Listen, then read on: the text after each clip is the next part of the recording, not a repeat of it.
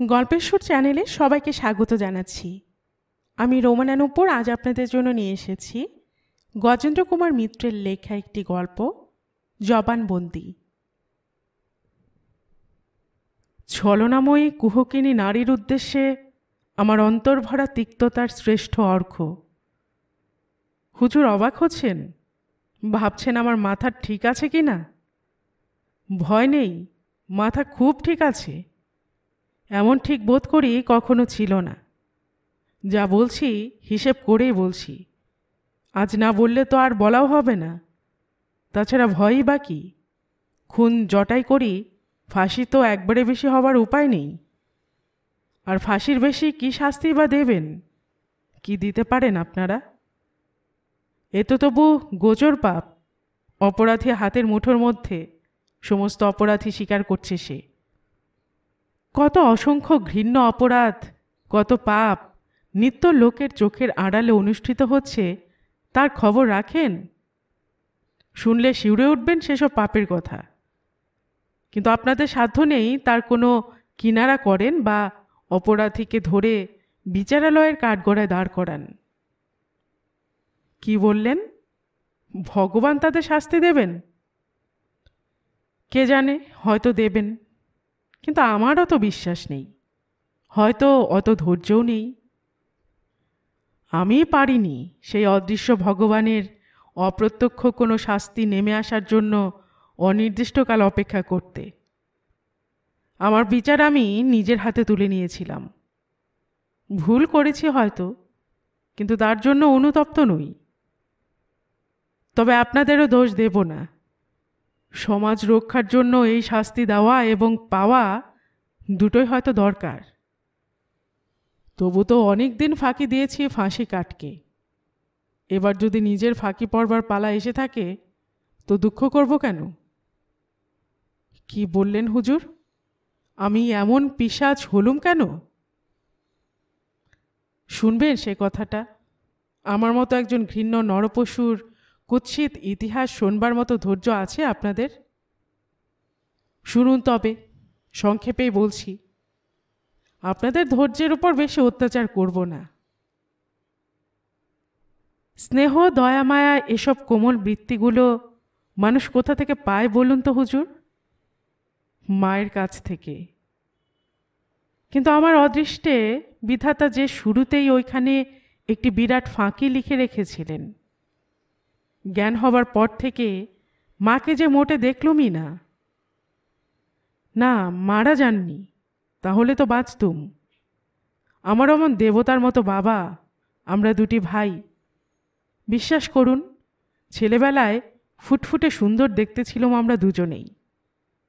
আজও তার কিছু প্রমাণ থেকে গেছে দেহে। নলে মেয়েগুলো অমন করে পাখা মেলে ধেয়ে আসতো না তাদের ভয়াবহ পরিসমাপ্তির দিকে। সেই ফুটফুটে সুন্দর দুটি সন্তানকে ফেলে মা চলে গিয়েছিলেন।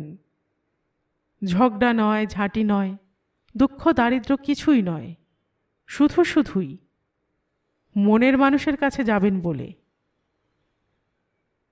তখনকার দিনে হিন্দু বিবাহের বিচ্ছেদ ছিল না, তাই ধর্মান্তর গ্রহণ করে মা তার মনের মতো মানুষকে বিবাহ করেছিলেন।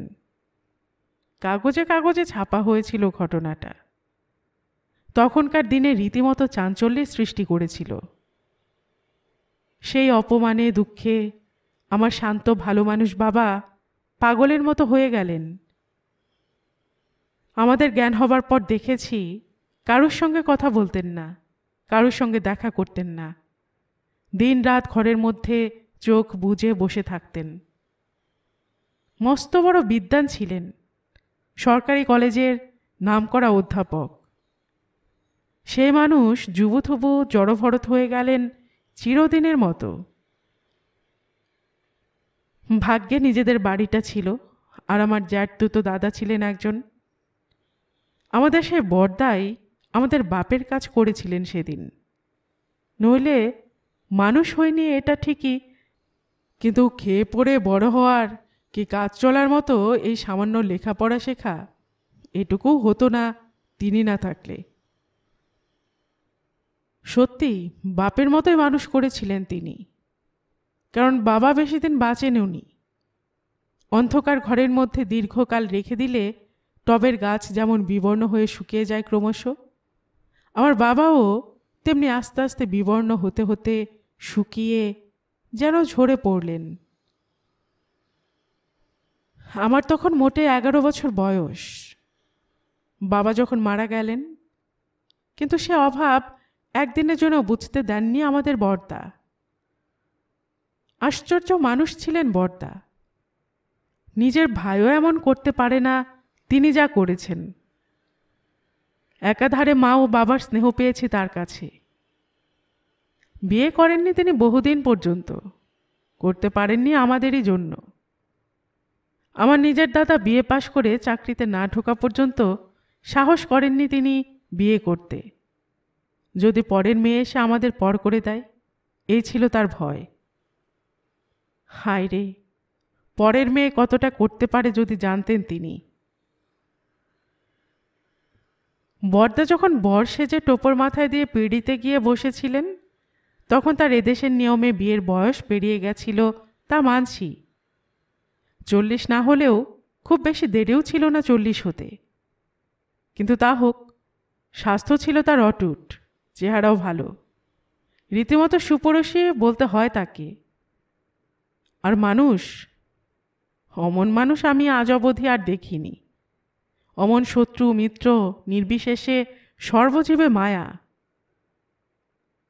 কিন্তু তার 23 বছরের MA পাস বউ তাকে চিনতে পারলেন না। কে জানে কেন প্রথম থেকেই তিনি একটা বিষ দৃষ্টিতে দেখেছিলেন বড়দাকে। অত্যন্ত অবজ্ঞা করতেন, হীন চোখে দেখতেন, ইংরেজিতে যাকে বলে লুক ডাউন করা। বড়দা ভয় পেয়েছিলেন আমাদের পর করবে কিনা তার বউ। সে বড়দাকে পর করে রাখল চিরকাল। কখনো একটা মিষ্টি কথা বলেনি।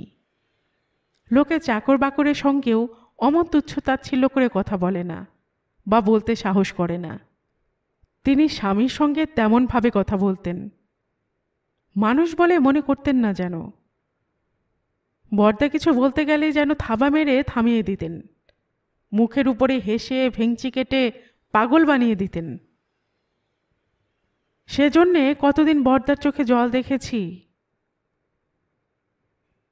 কারণটা বোঝা গেল 8 দিন কতক পরে। বৌদের সমবয়সী একটি মাসতুতো ভাই এখানকার নিত্য অতিথি হয়ে উঠল। তার জন্য প্রত্যহ জামাই আদরের ব্যবস্থা। তার সম্মান গৃহস্বামীর থেকে ঢের বেশি। বৌদি তার এই আসক্তি গোপন করারও চেষ্টা করেননি কোনোদিন। প্রকাশ্যে মুগ্ধ দৃষ্টিতে চেয়ে থাকতেন। তার সে ভাইয়ের প্রতিটি কথা যেন বেদ বাক্য ছিল তার কাছে। কিন্তু তবুও আমার ভালো মানুষ বড়দা তাকে একটি কথা বলেননি। নিজের বাড়িতে নিজের উপার্জনে খেয়ে ও সকলকে খাইয়ে যেন চোরের মতো থাকতেন। ঠিক কৃতদাসের মতো ব্যবহার করতেন বৌদি স্বামীর সঙ্গে, ছাগল বলদ বলে মনে করতেন। বড়দার বোধহয় সবই সহ্য হতো, কিন্তু আমাদের অসহ্য হয়ে উঠল ক্রমশ। আমি শেষে প্রতিবাদ করতে বাধ্য হলুম।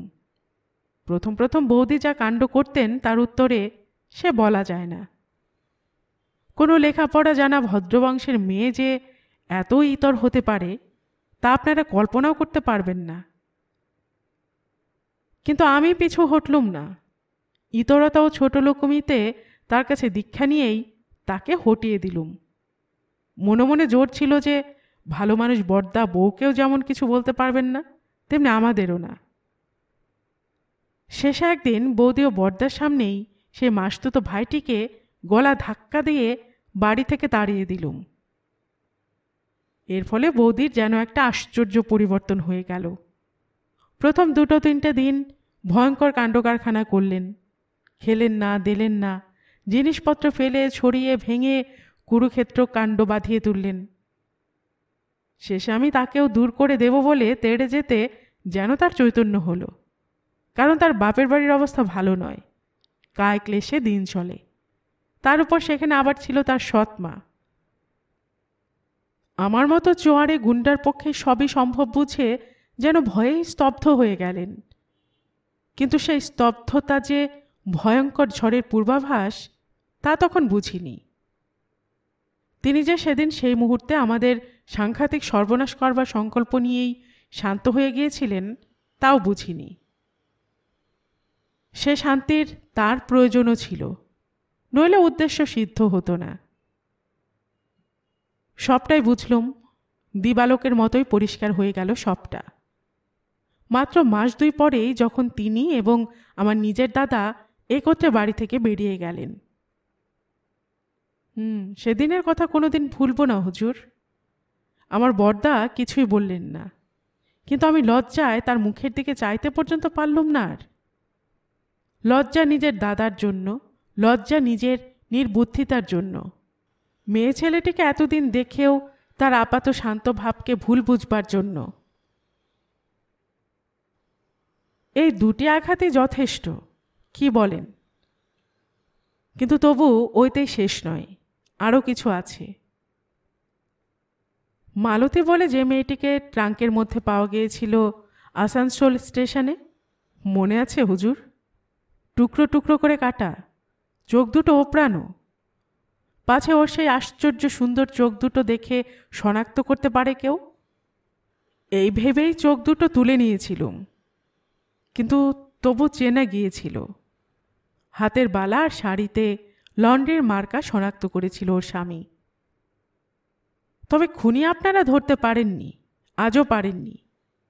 আমি স্বীকার না করলে পারতেন না হয়তো, কারণ ওর বিয়ের পরেও যে আমার সঙ্গে যোগাযোগ ছিল তা কেউ জানতো না। মালতীর সঙ্গে আমার পরিচয় হতো না, যদি না মালতীর মা একরকম জোর করেই গায়ে পড়ে পরিচয় করতেন। পাড়াতে ওরা ভাড়াটে এসেছিলেন আমাদের বাড়ির কাছে, কিন্তু সে তো অমন কতই আসে। আমি ওসব কোনো বাড়ির দিকে তাকাইনি কখনো, কিন্তু মালতীর মা আমার দিকে তাকিয়ে দেখেছিলেন। বয়স অল্প, চেহারা ভালো, ভালো রোজগার করি এবং বাড়িখানা আমার পৈতৃক, এই খবরটুকু সংগ্রহ করতে তাকে বেশি বেগ পেতে হয়নি। তারপর নানা কৌশলে তিনি পরিচয়ের জাল বিস্তার করলেন। আমিও সে জালে ধরা দিলুম কতকটা ইচ্ছে করেই, কারণ প্রথম দিনই মালতীকে দেখে মুগ্ধ হয়েছিলুম আমি। মুগ্ধ হবার মতো আর কি ছিল তা জানি না, অত হিসেব করিনি, কিন্তু ওর চোখ দুটি যথেষ্ট। চোখ দুটি পাগল করে দিয়েছিল আমাকে। এ মিলনে কোথাও কোনো প্রতিবন্ধকতা ছিল না। পাত্র হিসেবে যে আমি ঈপ্সিত ব্যক্তি তা আমিও জানতুম, তাই নিশ্চিন্তই ছিলুম। তারাও ধরে নিয়েছিলেন যে আমি তাদের জামাই হতে প্রস্তুত আছি, তবে তারা কোনো পক্ষেই খুব ছিল না। সবই যেখানে ঠিক, পাত্রপাত্রীর মনের মিল এবং অভিভাবকদের মতের মিল কোনোটাতেই যখন কোনো বাধা নেই, তখন আর তারা কি। কিন্তু হঠাৎ এর মধ্যে কোথা থেকে এসে পড়ল গৌরাঙ্গ পাল। কলকাতায় 7খানা বাড়ি, 3টে গাড়ি এবং গুটি 5 ব্যবসার মালিক বা অংশীদার। মালতের দাদার সঙ্গে মালতীকে কোনো সিনেমায় দেখে সে লোক লাগিয়ে পরিচয় ও ঠিকানা বার করেছিল। তারপর আর তার পরিচয় করে বাড়ি আসতে কতক্ষণ লাগে। টাকায় পৃথিবীর সবচেয়ে শক্তিশালী পরিচয়পত্র তা আজকাল 5 বছরের শিশুও জানে। গৌরাঙ্গ রঙ্গস্থলে দেখা দিতেই অভিনয়ের পালাবদল হলো, অর্থাৎ নায়ক গেল পাল্টে। মালতীর মা বাবা তো বটেই, মালতীও যেন কেমন আড়ষ্ট হয়ে উঠল আমার সম্বন্ধে। গৌরাঙ্গ আমার মতো বোকা নয়, সে সময়ের মূল্য বোঝে। ওদের পরিচয়ের 2 মাসের মধ্যে ঘোর ঘটা করে বিয়ে হয়ে গেল। পাছে কোনো হাঙ্গামা বাধায় কি গোলমাল করি এই ভয়ে ঢাকুরিয়ার কাছে একটা বড় বাড়ি ভাড়া করে বিয়ের ব্যবস্থা করলেন ওরা, এবং আমাকে একটা নিমন্ত্রণ জানানো উচিত বলে মনে করলেন না। সেই দিনই আমি স্বীকার করছি হুজুর, সেই দিনই আমার ওই 100টি জুতোর মালার সংকল্প নেই। খুব কি অন্যায় করেছিলাম? আইন বাদ দিয়ে ন্যায় ও সত্যের দিকে তাকিয়ে আপনারা বলুন, আমি কি খুব একটা অপরাধী? লোকে কথায় বলে বারবার 3 বার। এই 3টে আঘাতে কি মানুষকে পিশাচে পরিণত করার পক্ষে যথেষ্ট নয়? আমার অভিজ্ঞতা হয়েছিল বড় বৌদিকে দেখে, তাই কোনো চেঁচামেচি গণ্ডগোলের দিক দিয়ে যায়নি।